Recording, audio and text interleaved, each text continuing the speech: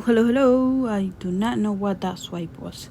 Welcome back to my channel. In this video, we will be attaching the signatures that we made in the last video. Yay!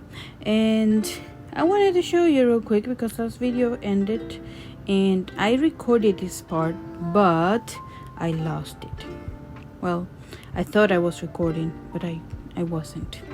So I just saw in all of the little bits and pieces that I added, and I added some tabs and things that I wanted to include, for extra texture and stuff.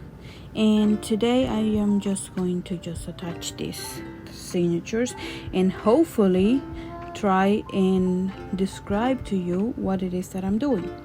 So the first thing that I did was to make a pattern of where exactly did I wanted my signatures to go. And since I was making 7, this is what I did.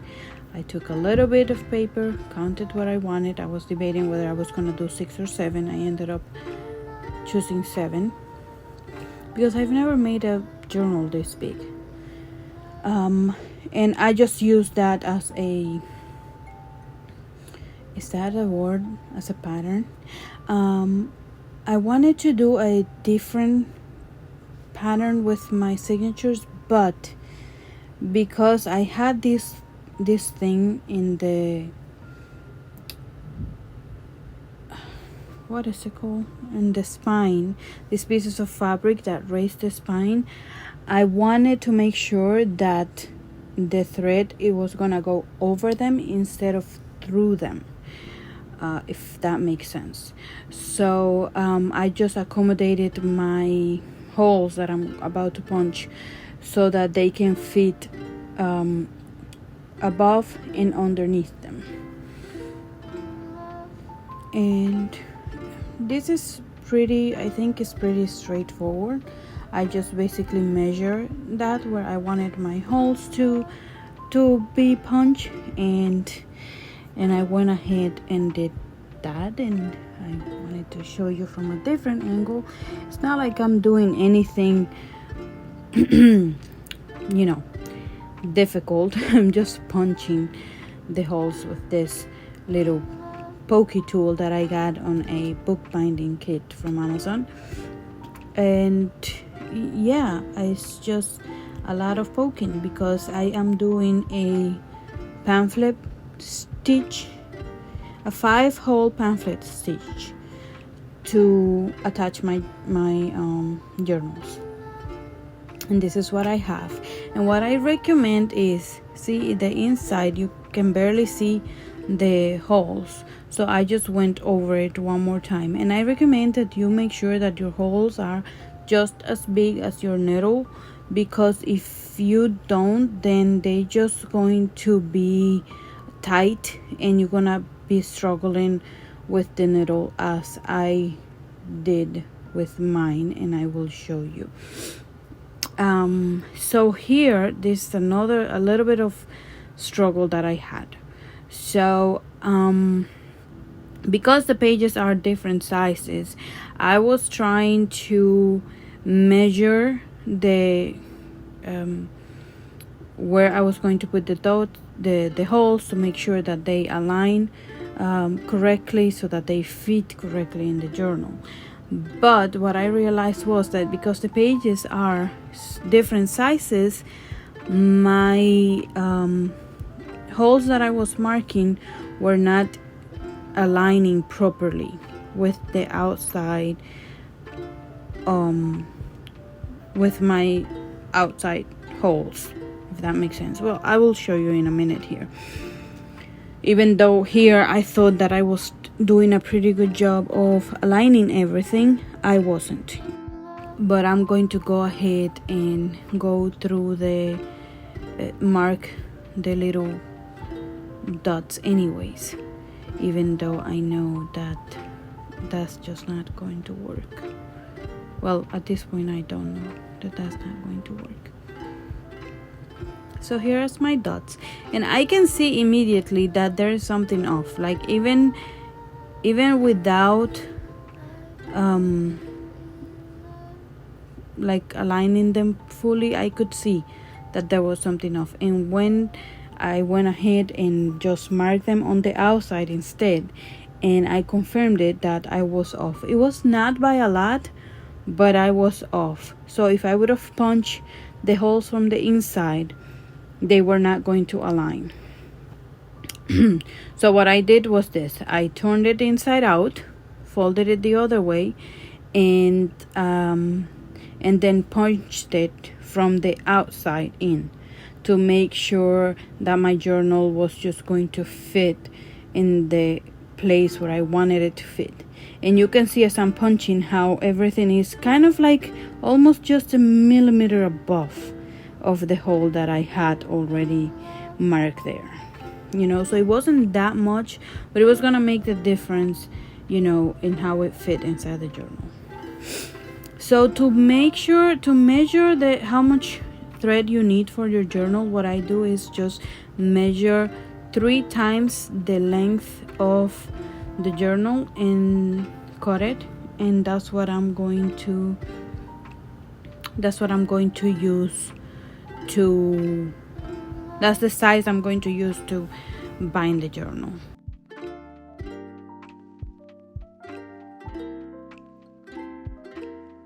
So I'm going to start in the middle hole, and I'm using this diagram that you can see in the corner of the screen, and I'm going to start in the middle hole, and then I think I'm going up. This type of this type of binding is pretty simple. You're just kind of doing a zigzag with your thread. You're going in and out and in and out until everything is attached.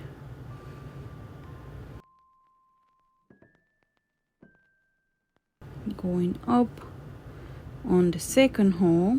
So we have 5 holes. You get out through the middle, in through the second hole, and then out through the top hole.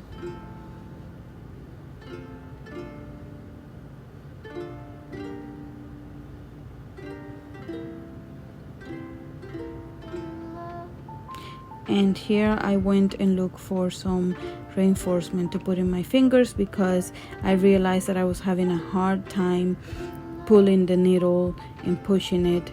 So yeah, I needed some help pulling this out, because I didn't make sure that my hole were as big as the needle that I was using. The back of the needle that I was using was not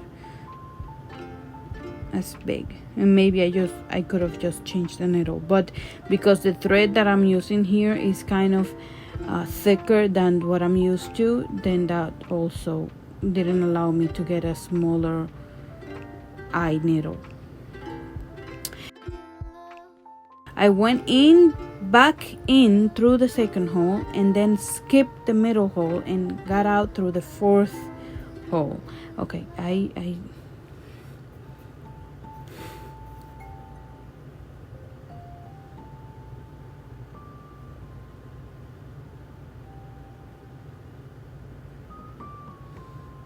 and again, you're just zigzagging in a curved way.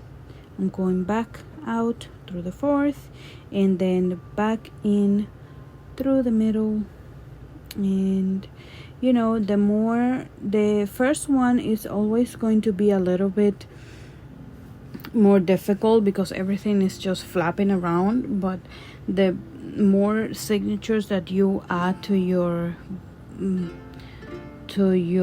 book, to your cover, the easier that is going to be, because everything is just going to be more steady.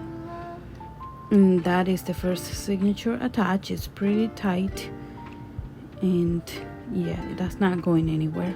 So then I just continue on doing the same thing, but I think that I will show you one more time with this one. I'm not sure. I don't think I put a different angle. No, I don't think I did, because this angle was the best angle that I had to show you what I was doing.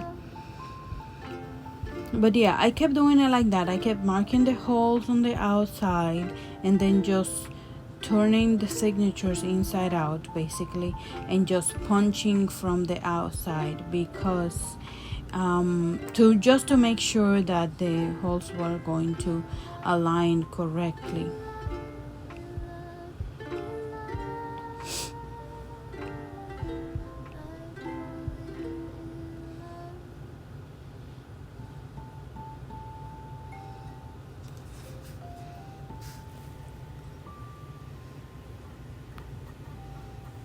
Yeah, so what I'm doing is it's pretty simple. And what I wanted to show you here, that if you don't have this tool that I have, you can just punch your holes with the needle, because it's almost even more it will ensure you that the holes are the right size for the needles to go through.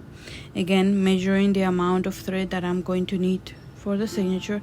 And at the beginning I thought, okay, maybe this is not enough, but it is enough. It is plenty for you.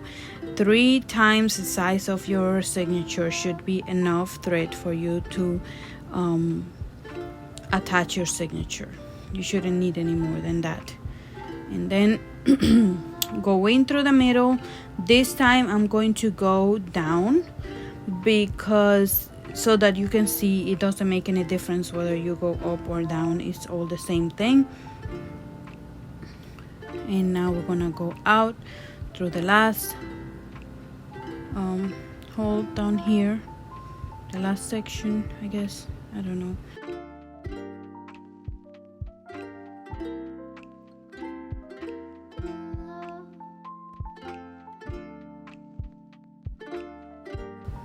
And I was having trouble pulling the needle out again.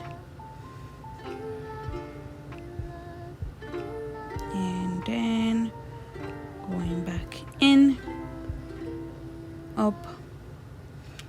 I hope that this is clear enough, And again, we're gonna skip the middle and just move on to the second hole. And I am getting a delivery of tea.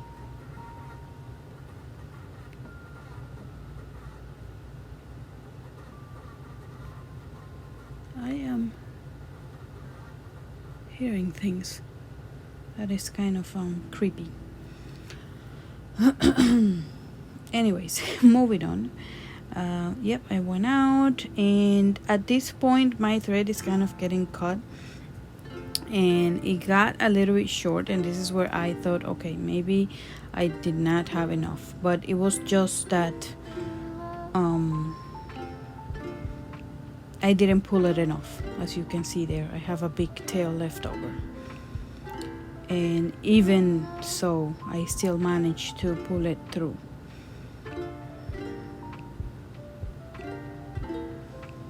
And here I need a little bit of help with that one, and go back in. There we go, and we're done.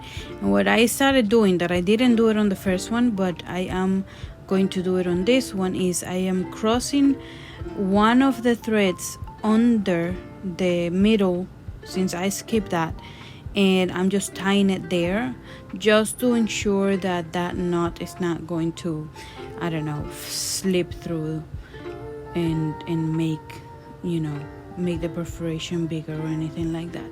And now we have 2 signatures in the journal, nice and tight. And what? Wait a minute. Oh, I forgot I did this. Yes, I needed to make the hole for the dangles for later, to make sure that I have a place where to put my charms. And if I keep doing the signatures, then I'm not going to have enough space to do it. So I stopped here. To make sure that I do the perforation. I think there is a fly stuck somewhere and it's making a very creepy sound. To make sure that I do the perforation, and I'm using this crocodile hole puncher thing because it's just easier. And I did it with the smaller hole just because I haven't used this in a while, and I think last time I did this, like, I made a hole so big that the eyelid did not, like, it wasn't holding on. So I wanted to try and do it with the smaller ones first, but that didn't fit. So I did it with the big one, with the bigger setting, and that worked out. And then I was just making sure that was in a good setting for me to press this. And I went ahead and put my eyelid on. And there we go. Now I can just attach my thread later in my charms and things. Okay, so after this I have already added all of my signatures, and this one would be the last one that I will show. And the reason why I wanted to include this one, because this one was the easiest to do, and I think that kind of like the one that you can see what I'm doing the most clear, because nothing is flapping about and everything is just easier to, the needle is easier to push through and all of this thing. And it's just to show you one more time what I'm doing. And this type of stitch is really easy to do. It's very simple. I know that a lot of people like to do intricate things, and maybe I will try to do that later on. But I wanted to do this one because I was doing 7 journals, and this is what I usually do to bind my journals. Just because I'm also kind of paranoid that it might just break if I do other type of binding. But yeah, I like how it looks, I like how it feels. It's so nice to see all of the the thread on the spine, and everything is nice and in its place. And there was not much to this video, but still I wanted to make sure that you guys could see what I have done. I hope you like it, and I don't know, maybe you learned something new, maybe. Anyways, I'll talk to you in my next video. Leave a comment down below if you want to let me know anything, whatever it is, and I will talk to you in my next video. Bye.